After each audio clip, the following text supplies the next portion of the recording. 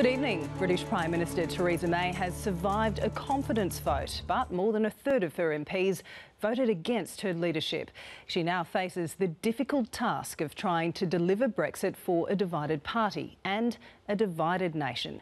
Europe correspondent Ben Lewis is in London. He joins me now live. Ben, it was a win, of course, but not the sort of comprehensive victory Mrs May would have wanted. Janice, not at all. Good evening. The final tally, 200 votes supporting Mrs May, 117 against her. And those figures show that concerns about her leadership aren't just restricted to those hardcore Brexiteers. There is some good news for the Prime Minister. She can't face another confidence vote in the next 12 months, but she has plenty of other challenges ahead. A win's a win, but there was little for Theresa May to celebrate. She survived. Her Brexit deal can't in its current form. This has been a long and challenging day, but at the end of it, I'm pleased to have received the backing of my colleagues in tonight's ballot.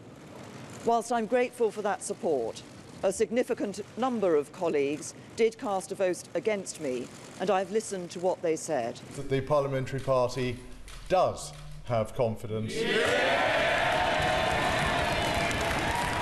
Big cheers from Conservative MPs, but the 83-vote margin was far closer than Downing Street had been hoping for. Her opponents within the party say the numbers should have been enough for the Prime Minister to fall on her sword. Of course I accept this result, but the Prime Minister must realise that under all constitutional norms, she ought to go and see the Queen urgently and resign. That isn't going to happen. There are lessons for her, lessons for the party. This has hardly been an ideal day for the Conservative Party, but the party has voted very comfortably that it wants her to stay, wants her to take us through Brexit. In a speech to Conservative MPs just before the vote, Mrs May said that she will not be leading the party into the next general election set for 2022. That prompted tears from several cabinet ministers. But she didn't clarify exactly when she plans to stand down, only to say that it will happen after she delivers an orderly Brexit. Not that anyone has any idea how she'll achieve that. I've heard what the House of Commons said about the Northern Ireland backstop.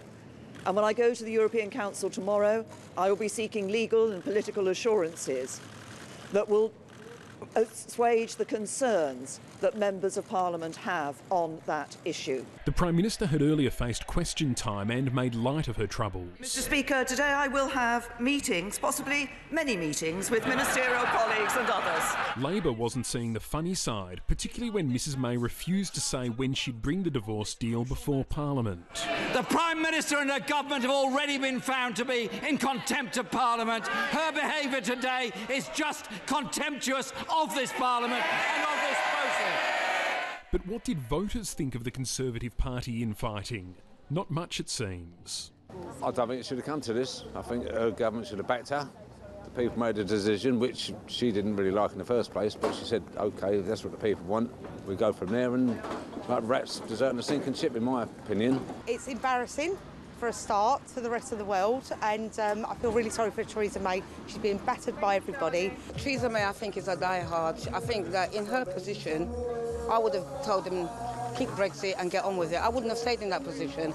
So for her to be in it, it's obviously that she's power hungry or she's got a screw loose. The PM says Parliament must put the public's priorities first. So here is our renewed mission: delivering the Brexit that people voted for, bringing the country back together and building a country that truly works for everyone.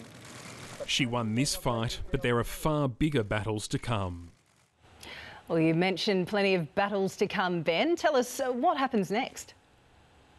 Well, Janice, Mrs May is currently on her way to Brussels for an EU Council meeting.